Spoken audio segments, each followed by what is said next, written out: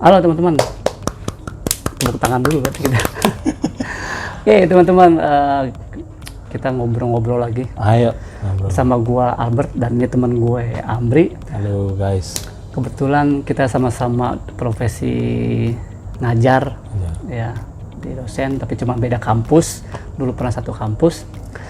Nah, hari ini gua mau ngobrol sama Amri tentang ya perkuliahan lah, tentang akademisi ya. Tapi umum aja sih, yang lebih di awal nih kondisi pasca pandemi dan pandemi nih Mri. Kalau gua melihatnya waktu pandemi sama pasca pandemi itu berasa beda ya. Mungkin kalau dari pandangan lu tuh kayak gimana tuh? Oke, thank you teman-teman. Kalau kuliah sekarang itu kita mengalami fenomena baru ya, dimana orang tadinya, terutama desain ya, dia yang tadinya terbiasa tatap muka, praktek, diawasi gitu kan, terus kemudian lama-lama bergeser tanpa pengawasan atau pengawasan secara mandiri gitu kan. Nah tentu ini banyak pihak yang merasa, terutama mahasiswa, menerima manfaatnya tentu lambat. Oke. Nah, tapi perlahan-lahan ketika fenomena ini terus berjalan hingga pandemi itu usai, nah itu kelihatan bahwa yang tadinya tatap muka senang, ya kan, terus kemudian masuk ke daring online gitu kan, mereka bete, terus lama-lama masuk zona nyaman, terus dia males hadir di kampus, terus akhirnya satu sisi lagi menghadapi di mana pandemi usai dia sekarang harus tatap muka lagi. Nah itu bagi mahasiswa tentu ada yang memberatkan bagi salah satu pihak, terutama karena ekonomi kita kan terus sempat mengalami kemerosotan, tapi kemudian berhasil ya, pemerintah berhasil ya, terutama melalui UMKM tuh. Akhirnya ekonomi kita membaik dan kemudian banyak pula mahasiswa yang secara ekonomi kalau datang tiap hari mulai kesulitan, ongkos segala macam gitu kan. Nah itu dulu. Jadi pandemi sama pasca pandemi sebenarnya membuat kita yang tadinya seru di dalam tatap muka kemudian masuk ke zona nyaman di daring, kemudian balik lagi ke tatap muka. Nah, kayak ada sesuatu hal yang mahasiswa perlu membuka kebiasaan baru ya, hal kayak gitu sih. Nah itu kan lebih kepada mood berarti ya? Bisa jadi. Kalau dampak sama perkuliahannya sendiri nih, mereka gampang nggak sih nerima materinya itu waktu pas kuliah? Karena kan kalau ada yang cerita sama gue si mahasiswa, banyak mereka nggak bisa nyerap materi nih waktu selama daring nih. Itu disebabkan lebih kepada teknis metodenya, atau satu pihak mahasiswanya yang males, atau dosennya yang kurang bisa menjabarkan, atau seperti apa tuh biasanya? Menurut gue kalau dari sisi subjektif mahasiswa, tentu mahasiswa banyak mengalami, ya tadi aku bilang ya, bahwa tidak semua bisa beradaptasi secara cepat. Dosen pun juga sama. Oke. Gitu. Jadi kalau misalkan dosen mencari metode dalam konteks daring, dia butuh beradaptasi kan. Kayak kita lah misalnya ngobrol kayak begini, kemudian di hadapan kamera gitu kan, di hadapan handphone gitu ya, segala macam, video call atau segala macam. Nah, mereka butuh adaptasi, dosen butuh adaptasi. Terus kemudian nggak profesional dong dosen dong, gitu kan. Tapi ya kita kan kembali lagi kepada fenomena baru, semua orang mengalami hal yang baru. Jadi kalau misalkan dosennya cepat beradaptasi, tentu secara metode pembelajaran terus mengalami kemajuan. Nah sama mahasiswa juga sama gitu ya, mahasiswa satu sisi mereka melihat adaptasinya dosen, metodenya kadang berganti-ganti, kadang menemukan satu metode yang tepat dan akhirnya pembelajarannya berhasil diterima dengan baik gitu ya. Nah, kita melihat dari yang skala yang lebih luas lagi, bahwasanya tidak semua orang mampu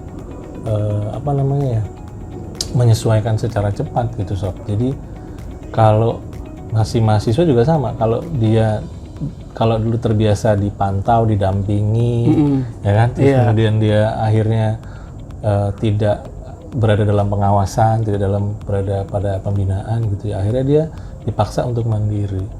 Nah, tidak semua mahasiswa juga mampu gitu. Bukan berarti tidak mampu ya, tapi beberapa mengalami penyesuaian gitu. Jadi kita melihat konteks yang lebih bijak aja di sini. Oke, berarti ya nggak semuanya dosen salah gitu ya, mahasiswa juga males, nggak juga gitu. Sebenarnya semua mengalami fenomena baru gitu kan. Nah, termasuk gue juga sama. Apakah gue juga berhasil? Belum tentu juga. Gitu. Nah, kita percepatan teknologi kan gila banget ya. Maksudnya nggak terbendung lah masuk ke Indonesia gitu ya, terutama mungkin juga di negara-negara lain juga sama, apalagi yang kita terbiasa dengan ngobrol, terutama di Indonesia kan. Gitu. Nah tadi berarti kan teknologi itu yang mempengaruhi itu semua ya kan. Nah berarti terhadap perkembangan teknologi sendiri terhadap dunia pendidikan khususnya DKV itu gimana nih untuk kedepannya, terus kemudian dengan kondisi yang hybrid kayak begini tuh gimana tuh?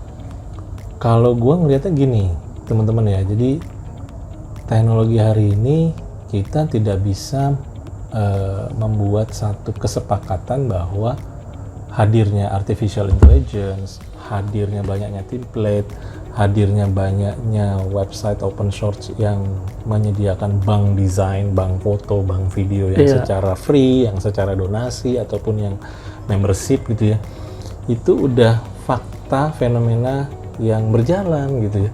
Nah itu jangan sampai kita justru malah beranggapan bahwa menggunakan template-template tadi itu salah gitu ya. Sebetulnya justru teknologi kan tujuannya dua kan. Tujuan itu adalah mempermudah pekerjaan manusia dan menyelesaikan persoalan. Nah, dengan kita membuat desain, eksekusinya sekarang ditantang adalah dengan hadirnya teknologi, mahasiswa, dosen dituntut untuk melakukan percepatan yang luar biasa. Pekerjaan yang tadinya membutuhkan storyboard, harus menggambar, lalu kemudian scan ataupun menggambar secara digital, kemudian dia olah lagi, sekarang udah ada storyboard open source yang kemudian secara template tinggal dikelola aja. Itu kemudian yang terjadi. Jadi penyesuaian apa yang bisa kita lakukan adalah banyak sekali, banyak hal gitu ya, terutama dari sisi dosen. Dia harus adaptable. Terus kemudian dari sisi mahasiswa, ya mulai harus membiasakan Internet of Things ya, bahwasannya kita sudah tidak bisa lepas dari internet, jadi ya udah manfaatkan aja hal-hal yang kayak gitu. Oh, berarti nggak jadi problem ya kalau misalnya mahasiswa menggunakan hal itu. Jadi sehingga nanti dosen mempertanyakan, oh lu nggak buat sebuah karya yang original atau seperti itu, gimana tuh? Sekarang kembali ke budaya pop. Budaya pop itu kan lebih banyak repro ya. Jadi ada yang baru kemudian didaur ulang jadi hal-hal yang baru kayak gitu. Jadi kalau dibilang ada juga orang yang sudut pandangnya menyalahkan atau kemudian bukan menyalahkan, mungkin itu lebih keras ya. Maksudnya dia jangan ya, lu harus bikin karya orisinil. Justru sebetulnya itu sudut pandang yang bagus ya, tegas untuk bisa menciptakan karya-karya yang lebih orisinil, tunggal dan nggak pernah ada gitu ya. Itu harapannya emang ke sana. Tapi kembali lagi industri hari ini tidak lagi bicara soal orisinil ya, tidak lagi bicara soal orisinil, tapi bicaranya apa? Bicaranya adalah percepatan produksi, percepatan upload gitu kan, kemudahan efisiensi waktu dalam konteks pengerjaan, efisiensi secara tim. Jadi hal-hal kayak gitu. Kalau dulu misalkan orang desain itu di hire untuk satu bidang kompetensi, misalkan fotografi, ya dia hanya karya foto aja. Tapi kan dengan hadirnya teknologi, satu orang tadi dia bisa harus secara Superman gitu ya. Dia harus bisa menguasai foto, harus bisa menguasai video gitu kan. Dia harus bisa ngedesain, pokoknya kayak gitulah dunia lamaran lamaran kerja hari ini kan. Jadi desainer dituntut untuk banyak hal, bisa semua. Nah, kalau si mahasiswanya nggak peka terhadap kondisi kayak gitu ya kan, bukan tidak mungkin persaingannya adalah sebetulnya bagus kalau dia menguasai satu kompetensi di industri yang sesuai dengan keperluan kompetensinya. Tapi kalau banyaknya industri yang sekarang adalah lu juga harus bisa memiliki banyak kompetensi. Tinggal pilih aja gitu. Lu bisa satu hal dengan kompetensi lu yang ahli, atau dengan banyak hal lu bisa mengerjakan sesuatu dengan cepat. Tinggal milih aja sebetulnya. Oh, berarti gini dong, kalau melihat itu berarti kan orientasinya adalah industri kan. Nah, secara kurikulumnya sendiri atau pendidikan DKV itu berarti ada sebuah perubahan kurikulum atau harus bagaimana tuh? Kalau dibilang harus berubah, kan lagi-lagi kurikulum itu merujuk pada standar kompetensi kerja nasional kan, SKKNI Indonesia. Itu desain grafis tuh ada, video ada, animasi ada gitu ya. Nah, kita mengacu pada SKKNI tadi. Kalau dibilang bicaranya adalah kita harus menyesuaikan dengan industri kurikulumnya, oh tentu harus gitu ya. Nah, tinggal bagaimana lagi-lagi kita bicara bagaimana kampus menjadi satu ekosistem yang mendukung dunia kerja nanti. Jadi misalkan dunia kerja nanti adalah kita harus banyak menggunakan open source, kemudian kita harus banyak menguasai, memanfaatkan misalkan kayak ChatGPT gitu ya. Kita memanfaatkan banyak sekali aplikasi yang memudahkan si mahasiswa untuk berkreasi. Nah, itu aja diolah gitu ya, itu bisa jadi sesuatu sebenarnya. Jadi kalau memang harus dimulai dirubah ya tentu dari sisi kalau dari sisi sarpras misalkan kita desain komunikasi visual itu harus punya sarana komputer yang memadai gitu kan. Sekarang harga hardware komputer mahal banget kan? Mahal banget untuk apalagi kampus yang berada di level menengah ke bawah, itu kan berat banget. Nah, makanya dengan hadirnya teknologi open source tadi itu sebenarnya memudahkan mereka dengan kapasitas yang standar gitu ya, dengan harga yang mungkin bisa terjangkau oleh mereka tetap bisa berkarya gitu ya. Nah, pilihannya tinggal kita mau banyak menguasai software yang dengan alat yang mahal gitu, dengan alat yang spesifikasinya bagus, atau kita dengan alat standar gitu ya, tapi kita bisa memanfaatkan banyak fasilitas aplikasi yang tersedia di banyak website gitu ya, seperti itu kayak gitu. Nah, gue sendiri kan kalau ngajar sekarang lebih kepada studi kasus nih, dimana kan sebelumnya kan sangat teoritis karena mengikutin bahwa kalau belajar, karena kebetulan gue dosen fotografi, gue ngajarin teknis nih dasar harus begini-begini. Nah, dengan tadi apa yang lo sampein bahwa sekarang semuanya bisa dicari dengan source yang banyak kan gitu.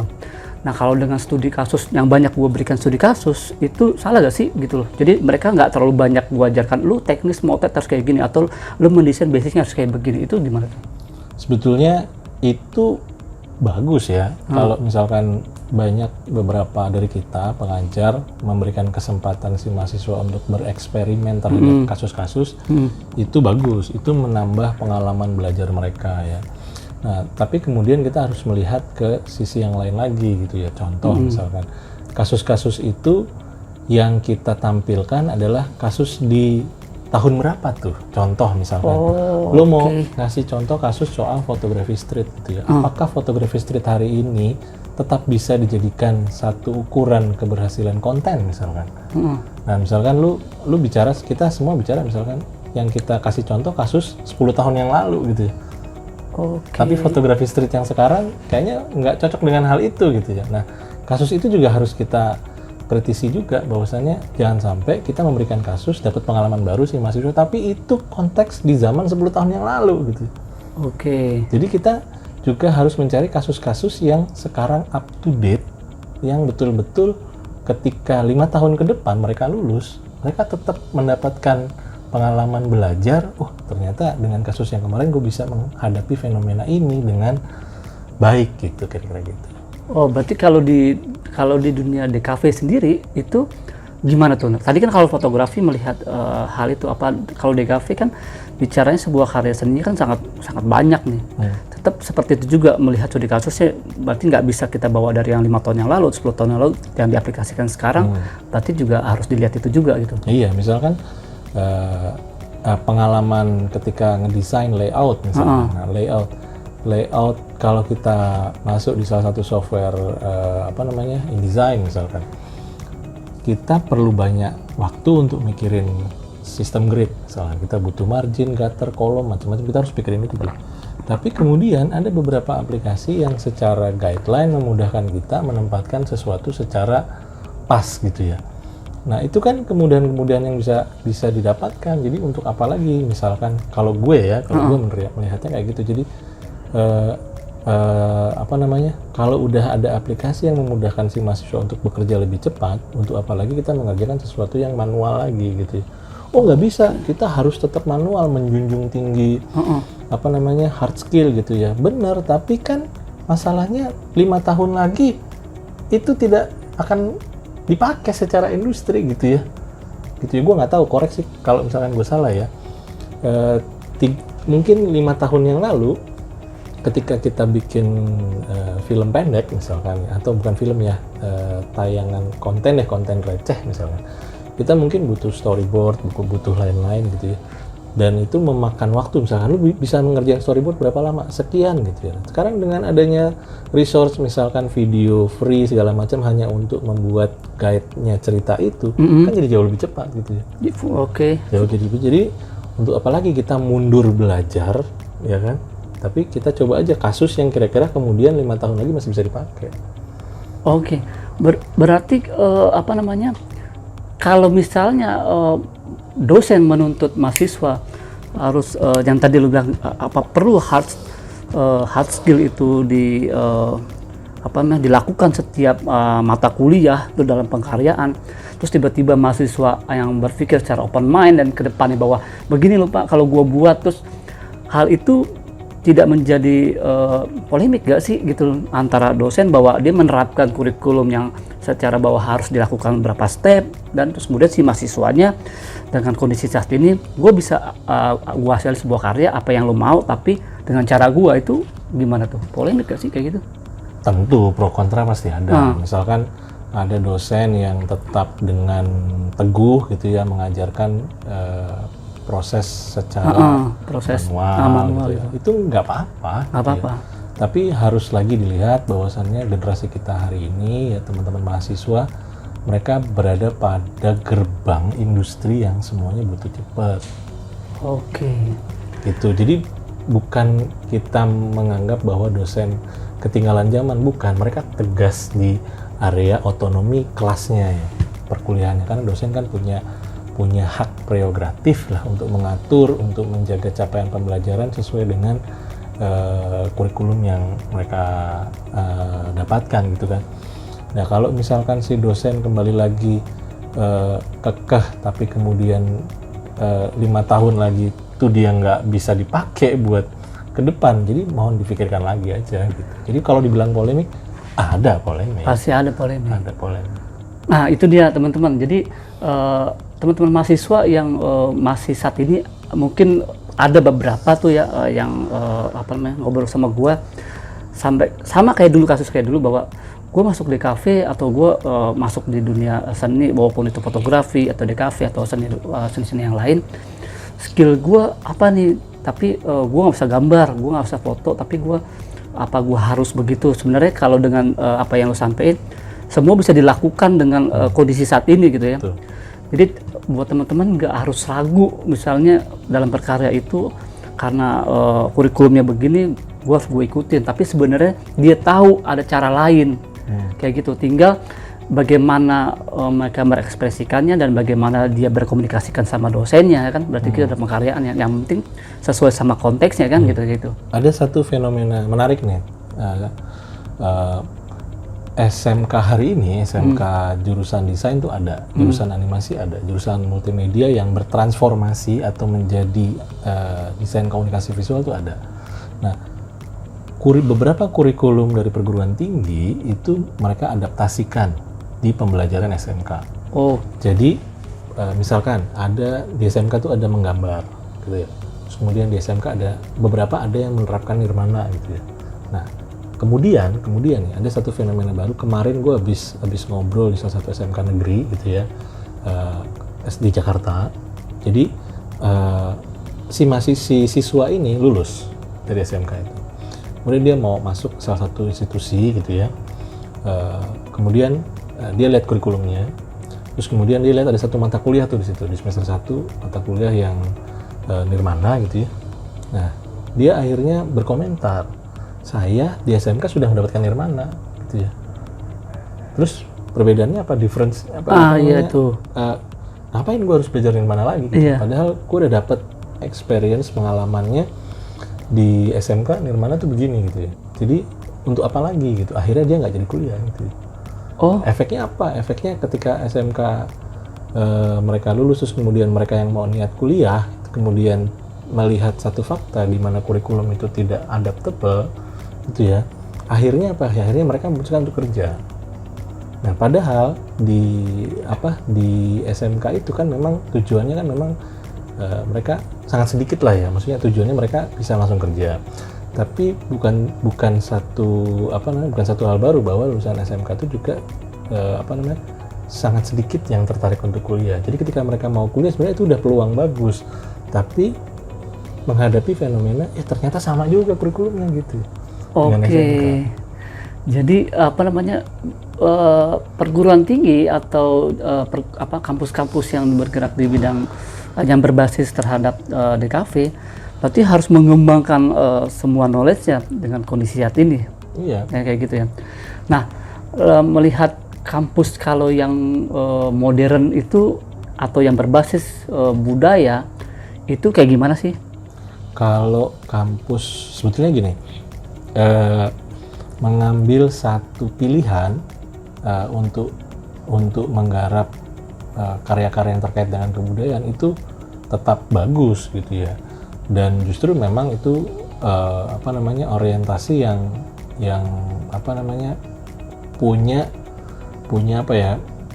basis akar ya untuk melestarikan karya-karya budaya di Indonesia. Nah, cuma kita harus lihat lagi bahwasannya karya-karya, contoh lah misalkan ya, kalau dulu mungkin orang bisa aja mempelajari tentang ornamen di salah satu daerah misalkan, mereka harus datang tuh, kan sekarang nggak usah gitu kan. Mereka sebenarnya tinggal mempelajari di situs pencarian dengan banyak data gambar gitu, mereka udah bisa dapat gitu kan. Atau misalkan mereka masuk ke 3D maps yang berjalan gitu kan, mereka bisa melihat rumah adat ini seperti apa secara 3D, mereka udah bisa ngelihat gitu kan. Jadi sebetulnya kampus yang modern yang bagus itu tentu mereka harus bisa mengajak mahasiswa untuk bisa membanggakan karya-karya budaya di Indonesia. Apalagi pemerintah kan juga ini ya turut mendukung kalau misalkan beberapa karya-karya anak muda itu berorientasi pada culture, budaya gitu ya. Bukan hanya budaya secara fisik gitu ya, budaya ngobrol misalkan bahasa daerah dan lain-lain sebagainya, itu menurutku keren sih. Kalau tetap harus dilakukan ya. Oke, berarti emang pergerakannya cepat banget ya. Dengan adanya teknologi, terus kemudian ada AI itu, terus kemudian perubahan situasi pasca pandemi kayak gitu. Jadi selain mahasiswa, dosen dan instansi terkait pun juga mesti bergerak cepat juga dengan kondisi saat ini berarti kan gitu. Sehingga berarti dunia pendidikan itu memang harus siap dengan situasi yang saat ini ya, begitu ya? Iya. Dunia pendidikan kalau nggak salah kemarin sempat viral juga beberapa profesor gitu ya membahas tentang ChatGPT misalkan. ChatGPT. Nah, untuk dimanfaatkan sebagai cara kita untuk mendapatkan data secara cepat gitu ya. Nah, sebetulnya itu kan kemudahan kan dari sisi tokoh-tokoh besar ya, profesor khususnya gitu ya, itu sudah membahas di lingkup akademik tentang penggunaan ChatGPT misalkan.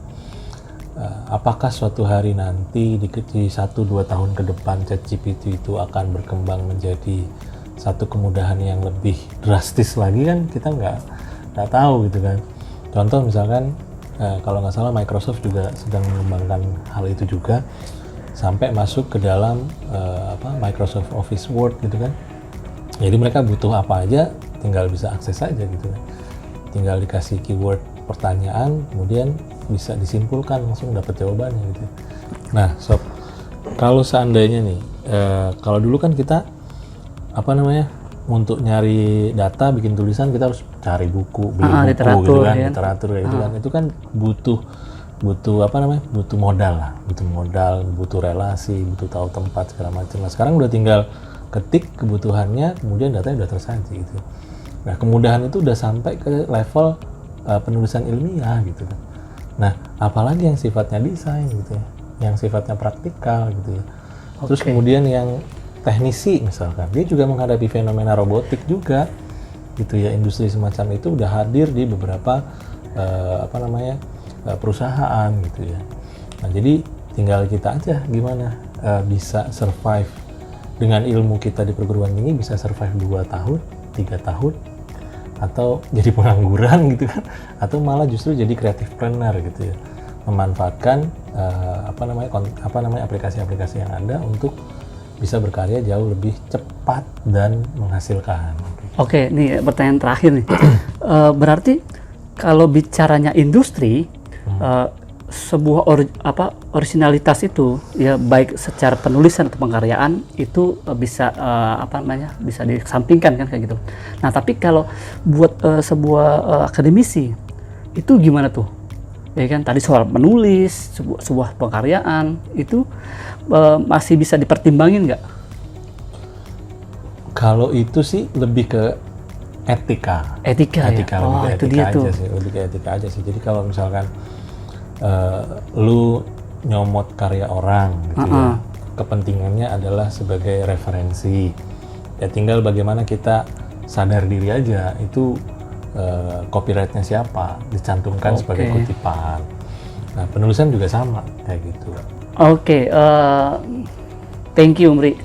Sama-sama. Ini yang gua tanyakan atau yang kita obrol ini sekedar bukan hanya apa yang gue rasakan, tapi teman-teman mahasiswa itu juga mempertanyakan hal itu sama gue. Jadi mahasiswa baru atau yang lama pun juga mempertanyakan dalam sebuah keilmuan, pengkaryaan, terus kemudian originalitas, terus kemudian kecepatan, itu mereka tuh masih harus gimana sih gitu loh. Nah, itu makanya kenapa ini gue pengen bahas sama lu, karena berhubung lu banyak melakukan studi kasus di mana-mana, dan gua pun secara di kampus yang gua ngajar saat ini masih ada yang pertanyaan-pertanyaan seperti itu.